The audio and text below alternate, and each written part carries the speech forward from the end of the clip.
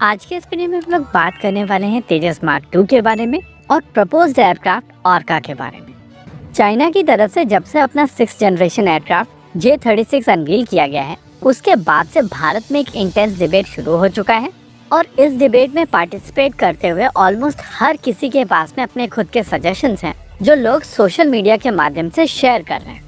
देखिए, ये बात सच है कि जब चाइना की तरफ से 6th जनरेशन एयरक्राफ्ट अनवील किया गया था तो उसके बाद इंडियन डिफेंस फैंस का मोराल काफी नीचे गया है और हर एक आदमी नेचुरली अपने हिसाब से सोच रहा है कि भारत यहाँ पर बेहतर कैसे कर सकता है। इसी कड़ी में कई लोगों की तरफ से कहा जा रहा है कि भारत को 5th जनरेशन एयरक्राफ्ट के ऊपर कंसंट्रेट करना चाहिए और तेजस मार्क 2 प्रोग्राम अब बहुत ज्यादा लेट हो चुका है और उस हिसाब से अब इस प्रोग्राम की बहुत ज्यादा वैल्यू बचती नहीं है। इन लोगों की तरफ से सजेस्ट किया जा रहा है कि भारत को अब तेजस मार्क 2 प्रोग्राम कैंसिल कर देना चाहिए और सारी की सारी एनर्जी आमका प्रोग्राम के ऊपर कंसंट्रेट करनी चाहिए ताकि ये प्रोग्राम आगे बढ़े। वहीं दूसरी ओर Indian navy twin engine deck based fighter jet के ऊपर काम करने वाली है, तो उस हिसाब से वहां पर भारतीय वायुसेना उस प्रोजेक्ट को ज्वाइन करके एक ट्विन इंजन एयरक्राफ्ट अपने बेड़े में शामिल कर सकती है। देखिए, चीजों को बेहतर समझने के लिए आपको सबसे पहले समझना पड़ेगा कि हर एक एयरक्राफ्ट का क्या रोल है और किस बेसिस पर भारतीय वायुसेना की तरफ से ये प्रोजेक्ट्स इनिशिएट किए गए थे।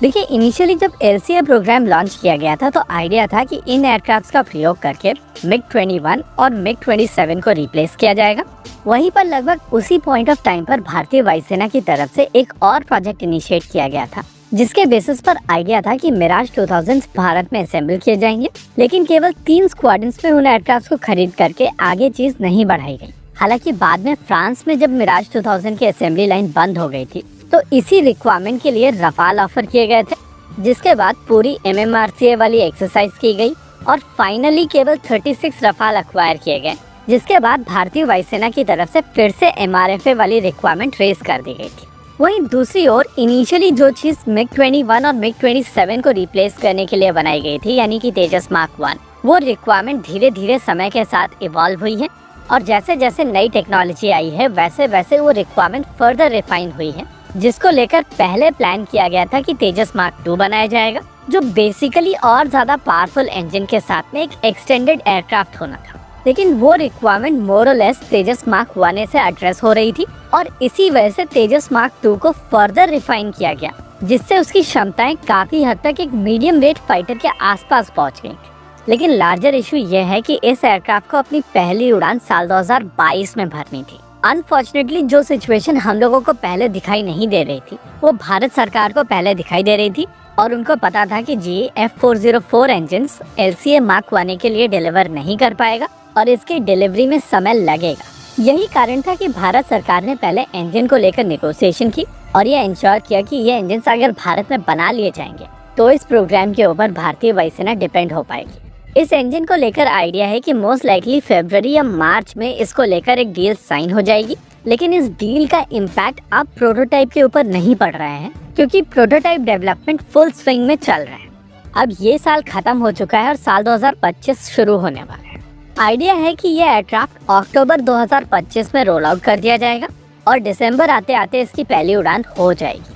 ऐसे में वहां से 2 या 3 साल लगेगा इस एयरक्राफ्ट को IOC प्राप्त करने में और पर्सनली मेरा मानना है कि भारत सरकार को इसका प्रोडक्शन IOC के बाद शुरू कर देना चाहिए। F-35 के केस में हम लोगों ने देखा है कि IOC के साथ ही इस एयरक्राफ्ट का प्रोडक्शन शुरू हो गया था और उस हिसाब से इस एयरक्राफ्ट का प्रोडक्शन साल 2027-28 में शुरू हो सकता है। ऐसे में इस पॉइंट ऑफ टाइम पर अगर आप किसी भी एयरक्राफ्ट को बाहर से खरीदने जाएंगे और उसको भारत में असेंबल करने की कोशिश करेंगे तो उससे पहले ये एयरक्राफ्ट डिलीवर हो सकता है और इसी वजह से मेरे लिए ये एयरक्राफ्ट आज भी रेलेवेंट है। इसके अलावा आने वाले समय में 4.5 जनरेशन एयरक्राफ्ट ज्यादा इम्पोर्टेंट हो जाएंगे क्योंकि इन सभी एयरक्राफ्ट के साथ में मैन मशीन टीमिंग की अपॉर्चुनिटीज होंगी और तेजस के मार्क 1 और मार्क 2 दोनों के साथ में ये अपॉर्चुनिटीज अवेलेबल होंगी। यानी कि इस समय मार्केट में जितने भी 4.5 जनरेशन एयरक्राफ्ट अवेलेबल हैं उन सभी की कंपैरिजन में ये एयरक्राफ्ट बेहतर एयरक्राफ्ट होगा। इसके अलावा क्योंकि ये एयरक्राफ्ट आपका अपना खुद का एयरक्राफ्ट होगा,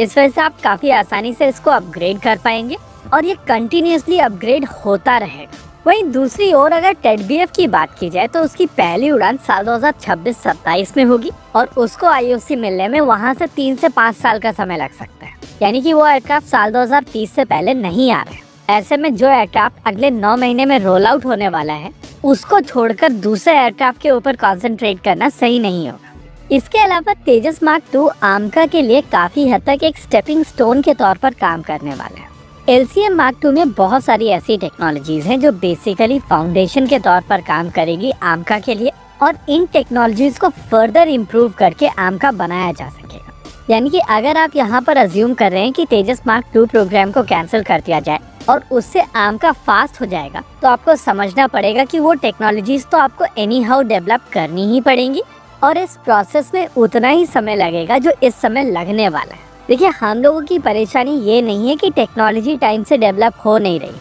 हम लोगों की केवल 2 परेशानियां हैं। पहली परेशानी इंजन को लेकर हम लोगों के इश्यूज हैं और वो इश्यूज सॉर्ट नहीं हो रहे हैं क्योंकि एक पॉइंट ऑफ टाइम पर भारत सरकार ने वहां पर इन्वेस्टमेंट नहीं किया था। और हमारी दूसरी परेशानी ये है कि हर तरीके के डिसीजन को लेने में हम लोग बहुत ज्यादा समय लगाते हैं और इस पॉइंट ऑफ टाइम पर हम लोगों के पास में समय नहीं है।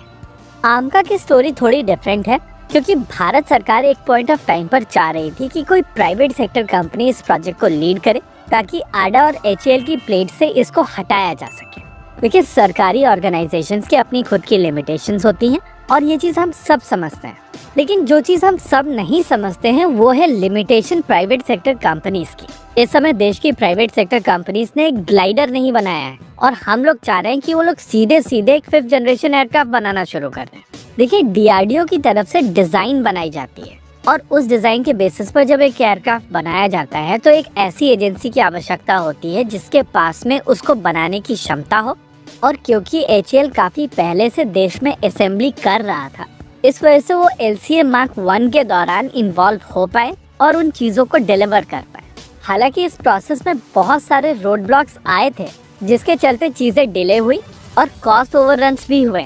लेकिन जब आप पहली बार एयरक्राफ्ट जितनी कॉम्प्लेक्स चीज को बनाते हैं तो कॉस्ट और टाइम ओवररन होते ही हैं। देखिए, यहाँ पर HAL की नो हाउ आप ऐसे भी समझ सकते हैं कि ADA की तरफ से LCM Mark 1 बनाया गया था और उसकी पूरी लाइफ साइकिल के दौरान इन्वॉल्व होने के चलते HAL उसको पूरी तरीके से अपग्रेड करके LCM Mark 1 ने अपने दम पर बना पाया है। ये क्षमता जब इंडिया के प्राइवेट सेक्टर में आ जाएगी तब आप SPV के साथ में एयरक्राफ्ट देश में बना पाएंगे और इसी चीज को कल्टीवेट करने की आवश्यकता है। हालांकि भारत सरकार काफी ऑप्टिमिस्टिक तरीके से वहां पर कोशिश कर रही थी कि एक प्राइवेट सेक्टर कंपनी इस प्रोग्राम को लीड करे और वो लोग DRDO की कैपेबिलिटी को एज एन कंसल्टेंट और HAL की फैसिलिटी को भी यूज कर सके। लेकिन 2.5 साल वेट करने के बाद में जब कोई भी कंपनी सामने नहीं आई है तो भारत सरकार को इवेंचुअली HAL के पास वापस आना पड़ा है। ये स्टोरी डिफरेंट होती है अगर देश में कोई एक फाइटर जेट असेंबल किया गया होता किसी प्राइवेट सेक्टर कंपनी की तरफ से, और अगर ये क्षमता देश में मौजूद होती तो यहाँ पर एक SPV बनने के चांसेस होते।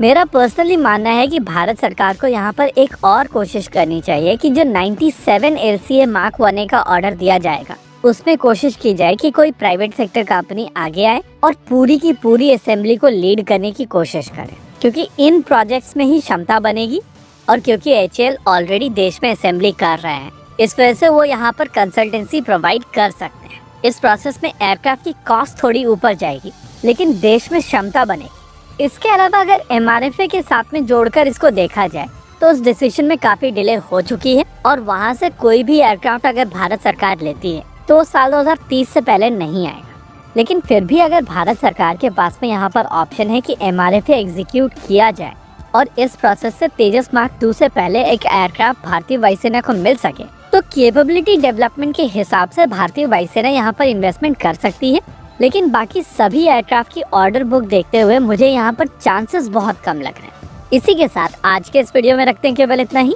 वीडियो को अंत तक देखने के लिए धन्यवाद।